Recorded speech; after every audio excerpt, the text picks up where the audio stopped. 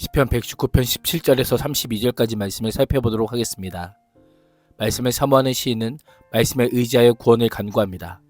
박해를 당하는 고통의 상황에서 하나님의 뜻을 파악할 수 있도록 깊은 통찰력과 구원을 호소합니다. 17절에서 24절은 긴멜, 상한 마음의 위로를 구하는 기도입니다. 시인은 자신을 주의 종이라고 고백하며 자신이 하나님의 소유된 자요 하나님의 말씀에 복종하며 사는 자이기에 주인이신 하나님의 보호와 구원하심이 없으면 생명을 잃을 수도 있음을 호소합니다. 그리하시면이라고 하는 표현은 간절한 구원의 기도가 이루어졌을 때 조건적으로 주의 말씀을 지키겠다는 서원으로 보입니다. 또 다른 한편으로는 서원의 표현보다 기원의 의미로 해석하여 자신의 생명이 하나님의 말씀을 준행하기 위해 있다라고 하는 의미로 이해할 수도 있습니다. 시인은 인생의 위기 가운데 있지만 가장 큰 관심은 위기에서의 구원이 아니라 하나님의 말씀입니다. 비록 고난 가운데 있지만 하나님의 말씀을 지키며 살아갈 수 있도록 주님의 은혜를 베풀어 달라고 간절히 요청합니다. 그러한 의미에서 자신의 생명의 구원을 간구하고 있는 것입니다. 그렇습니다. 우리 인생이 위기 가운데 있을지라도 인생의 목적은 하나님을 영화롭게 하는 것이요 하나님께서 기뻐하시는 일들을 하는 것임을 잊지 말아야 합니다. 그래서 시인은 자신의 눈을 열어 주의 말씀 안에 있는 놀라운 일들이나 기적, 비밀을 보게 해달라고 간구하고 있습니다. 하나님의 말씀은 인간의 이성이나 능력만으로 다 이해할 수 없기 때문입니다. 하나님께서 성령의 능력으로 성령의 은혜로 자신의 눈을 열어주지 않는다면 하나님을 알 수 없었던 것을 알았던 것입니다. 그래서 진리를 깨닫는 것 자체가 엄청난 축복이요 은혜임을 잊지 말아야 합니다. 오늘도 하나님의 아름다움을 바라보고 하나님의 놀라운 이름을 찬양하며 하나님의 은혜를 경험하고 있다면 하나님의 큰 사랑을 받은 자임을 기억하며 감사해야 합니다. 19절에서 시인은 자신의 형편과 처지를 땅에서 나그네가 되었다라고 합니다. 정착하지 못하고 떠도는 자로 묘사하며 외롭고 불안정한 삶을 살고 있음에도 불구하고 하나님께 주의 계명들을 내게 숨기지 말아달라고 간구합니다. 하나님의 말씀은 나그네 같은 인생이 나아갈 길이요 위로요 도움이기 때문입니다. 주의 계명마저 숨기시면 시인이 피할 곳이 없기 때문입니다. 시인은 말씀의 놀라운 비밀을 깨닫는 것이 얼마나 중요한지 내가 주의 규례를 항상 사모하며 내 마음이 상하나이다 라고 고백합니다.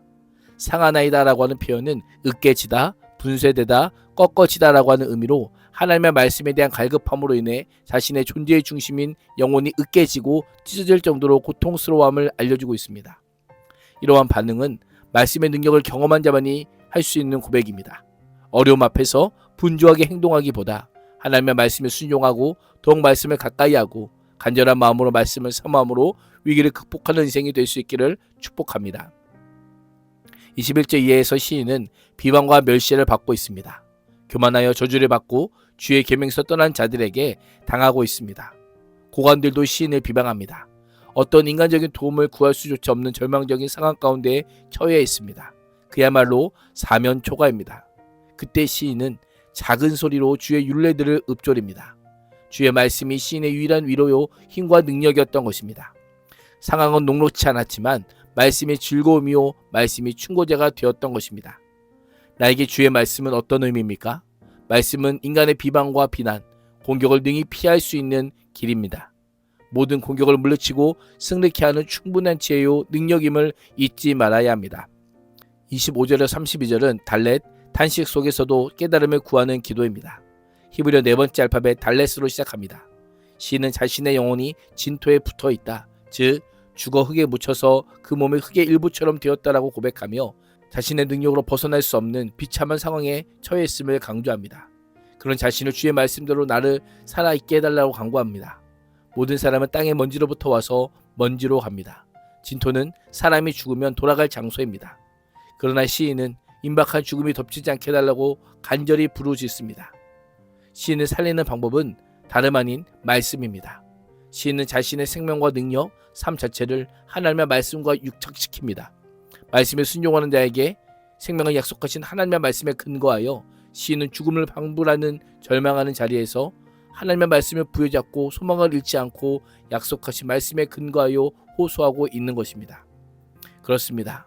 하나님의 말씀은 고난의 상황에서 구원을 호소하는 근거인 동시에 고난을 이기게 하는 능력이 됩니다. 말씀에 따라 사는 삶이 궁극적으로 행복과 번영을 보장해 주는 길임을 확신하며 인간적인 수단이나 방법을 광고하는 대신 하나님께 아뢰는 길을 걸을 수 있기를 축복합니다. 28절은 이전과 다른 분위기입니다. 시인은 깊은 절망의 눈물을 흘리며 탄식하며 기도합니다. 나의 영혼이 눌림으로 말미암아 녹사오니 주의 말씀대로 나를 세우소서. 말씀이 느껴지는 고통이 얼마나 컸는지 초가 불에 녹아 촛냉이 뚝뚝 떨어지는 듯한 이미지 표현을 사용하여 자신의 현재가 얼마나 초라하고 미약한지를 묘사합니다.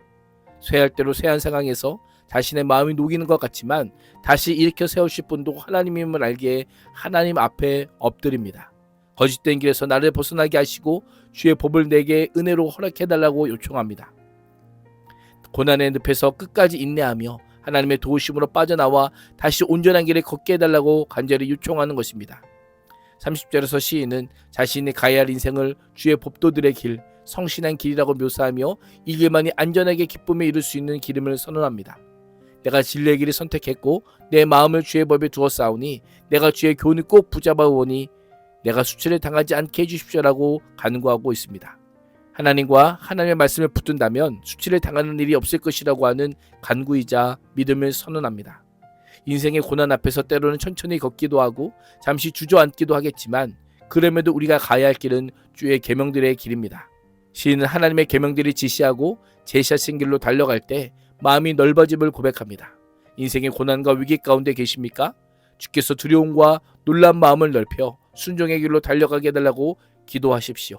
주의 말씀에 깨닫도록 가르쳐달라고 기도하시고 더 이상 수치를 당하지 않게 해달라고 아뢰 수 있기를 축복합니다.